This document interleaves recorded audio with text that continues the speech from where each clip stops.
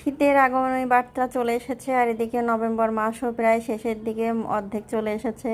আর এদিকে কিন্তু নার্সারিতে প্রচুর প্রচুর পরিমাণে শীতের গাছ, সবজির সাথে সাথে শীতের ফুলও চলে এসেছে, ফুলের গাছ চারাগুলা। তো যেহেতু ফুলের চারাগুলা লাগাবো, তাই জন্য কিন্তু বারান্দা বাগানের যেই গাছগুলা ছিল অর্ধমিত, সব গাছগুলা কিন্তু ফেলে ঠেলে দিয়েছে। যেহেতু অনেক গত বছর থেকে ফুল ফুটে যাচ্ছে, গাছগুলো একটু নষ্ট হয়ে গেছে।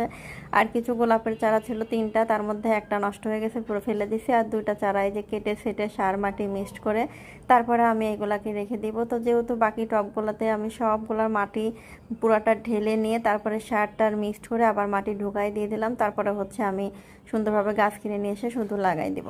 তো আসসালামু আলাইকুম, সবাই কেমন আছেন? আশা করি সম্পূর্ণ ভিডিওটি দেখবেন, অনেক অনেক ভালো লাগবে এবং যারা গাছপ্রেমী আছেন তাদের জন্য খুবই উপকারে লাগবে।